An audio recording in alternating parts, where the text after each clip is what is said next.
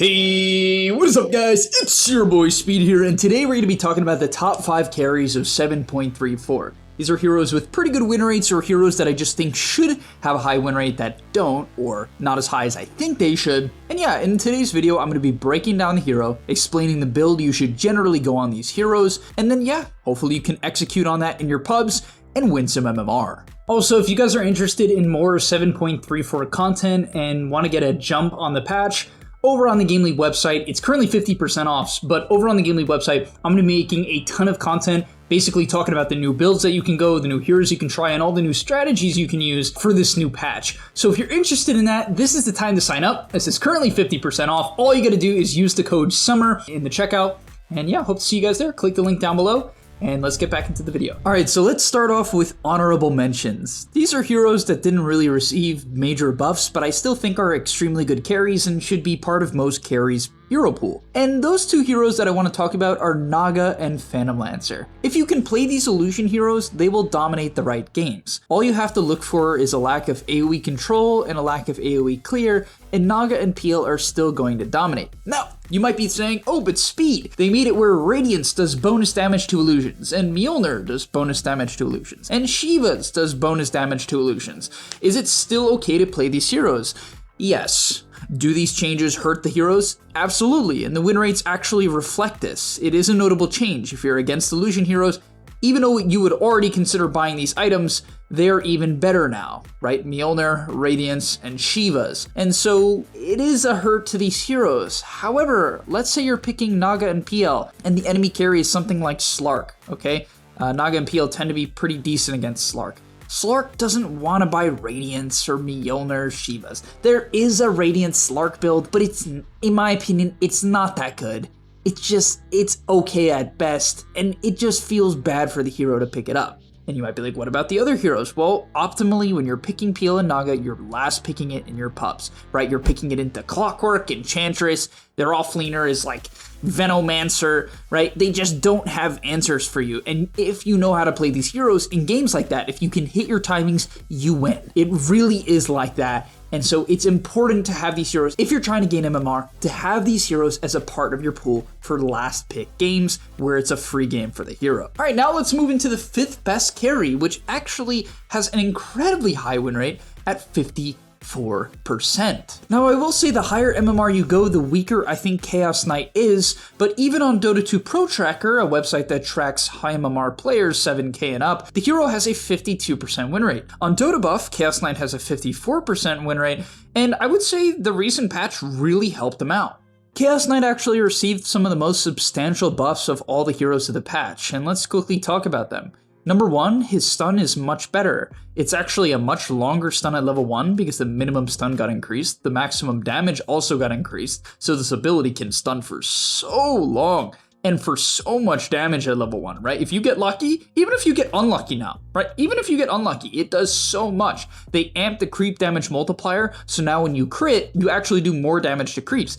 Yes, it's only an extra 0.1%, but that's gonna help you farm. At the end of the day, right? That's going to help you farm. And then they also buffed the level 10 talent. So yeah, I think a lot of Chaos Knight being good partially comes down to the fact that the other carries are falling off, at least to some extent, but also due to the fact that it's actually a very reliable hero in pubs. Why? It's an extremely stable laner, especially with these buffs. And on top of that, it generally scales well, right? It's an illusion hero that farms incredibly quickly. It can go for solo plays. It team fights reasonably well. It's one of those heroes that actually can do a lot of different things. So what is the downside of Chaos Knight? The downside of Chaos Knight tends to be the fact that if the enemy team has a way to kill Phantasm, the hero just does very little in team fights, right? Against heroes like Tidehunter or Sven, you can have a tough time actually having impact if you don't get the proper jump. But if you learn how to get good jumps in team fights and win your lane, I really think Chaos Knight becomes a dominant hero. Now, what is the build on this hero? I would say it's pretty simple in most games. I don't think there's a lot of variation that I would recommend. To be fair, there is a lot of potential variation, like a lot of potential variation. For instance, some players go Midas, right? I see a couple of Midas build-ups, but the most common build is Bracer, Wand, Treads, and Armlet. You need the Wand for mana, Bracer for some damage and sustain, Treads because the hero wants attack speed and to be tanky, and then Armlet because it benefits from attack speed. It also now gives you slow resistance, right? Out of all the heroes that benefit from slow resistance, Chaos Knight is certainly one of them, because now Armlet just straight up gives you 35% slow resistance. And Chaos Knight is easily one of the best Armlet users in the game due to the fact that the crit heals you. Also, if you take the level 10 talent, then you will never have sustain issues with Armlet, right? It's unbelievably good. From there, the most common item is Echo Saber to stay on top of people, also to give you some attack speed and mana. And then from there, it really depends, right? Some people go Blink if they're having a good game. Some people go Heart if they think it's a free CK game and they're pretty unkillable, and their illusions will never die if they go Heart. You go Heart. If you need to blow up certain targets, maybe like their backline squishy, you can go Blink and blow up the backline. You can go Manta if you just want to split push. There is a lot of different builds. From there, it's kind of up to you guys to learn about the different carry builds. I can't cover it all in a top 5 video. So yeah, let's move on. All right, getting into number 4 hero. It's only a 50% win rate hero, but I truly believe that Gyrocopter has so much potential. This hero, honestly, every time I lane against it, or I've laned against it, it feels hard to lane against. On Dota 2 Pro Tracker, the hero has a 52% win rate, so clearly if you understand the hero and its strengths, it tends to do a little bit better than, well, if you don't. And on top of that, I think people kind of just don't understand the build that you're supposed to go, so let me quickly explain so that you don't mess up the itemization. If you need mana regen, for instance, you don't have a Lion or a Caudal or a Pugna or an Io or something like that, then it's good to go something like Treads, Wand, and Falcon Blade. After Falcon Blade, you go Crystallis. Then you do not upgrade the Crystallis into Daedalus, you just go straight for Ags. This Aghanim Scepter makes it where when you have Flat Cannon active, the Ags, which shoots out a side gunner, then hits 2 targets. It's extremely good for farming. This hero farms so fast. If you're having a good game on Gyro, it is one of the fastest farming heroes in the game. It is unbelievable. And also, I think what people don't get is how to use Homing Missile. Use Homing Missile, right, take it at level 1, and use it, unless you're against Enigma, and use it in the early levels to basically push the enemy off of creeps. Place it far away from them so they can't kill it, and push them off the creep wave. Get a free deny, a free CS with the Homing Missile, and do this frequently, and you'll have a much better lane. From there, you're going to max Flak, take a value point in Rocket Barrage at level 4, sometimes at level 3 if you want to get a kill, and then max Flak Cannon, eventually going back for max Rocket Barrage. Rocket Barrage now gives you slow resistance too. During the duration of Rocket Barrage, you have up to 60% slow resistance. It is incredibly hard to prevent Gyrocopter from kiting out and getting in on top of whoever he needs to, right? Slows was one of the best ways to deal with Gyro, because when Rocket Barrage is active, he does so much damage. But if you kite him, well, he doesn't do nearly as much because his attack range sucks and Rocket Barrage is melee range. And so yeah, I just believe that this hero is good. Crystallis got buffed, his Axe got buffed, the Flak range got buffed. So many things about this hero got buffed. Slow resistance, it's like so many buffs and buffs and buffs. Also, Flak Cannon just gives you bonus night vision now, which allows you to farm during the night and scout out ganks as well as see targets so you can hit them with Flak. There's a lot of changes to this hero. Alright, then getting into the next hero, we got Wraith King. Wraith King actually has a high win rate on Dota 2 Pro Tracker. Typically how Wraith King goes is he has a higher win rate in average pubs, and I'm gonna be honest, it's because people overcommit on him. People overcommit on him, and then they die overcommitting on him. They like commit all of their BKBs trying to kill a Wraith King, even though Wraith King can't kill them, or even sometimes their teammates, because Wraith King can sometimes fall off, they'll still go on him. They'll still go on him. And then they feed. And I'm like, all right, well, this is why this hero has a high win rate in low MMR games. Higher than average. But even in high MMR, right, even in 7K plus, hero's got a 52, which is pretty impressive. In average, it's 54. He's one of the highest win rate carries in all of Dota right now. It's actually a top 5 Dota hero in terms of win rate at 54.69%. But yeah, basically the hero is better than ever. Why? It really comes down to the skeletons. Please take the skeleton talents. Please take the skeleton talents. I'm such a big fan of the skeleton talents. Why? Because now Wraith King skeletons do 25% bonus damage to heroes. 25%! That's crazy. 25%. These skeletons shred ranged heroes in the laning stage, even melee heroes. But oh my gosh, if you can get 2 to 4 skeletons on a ranged hero, especially slow ones, they get melted. All you gotta do is click the skeletons and then stun them, and the skeletons will target them.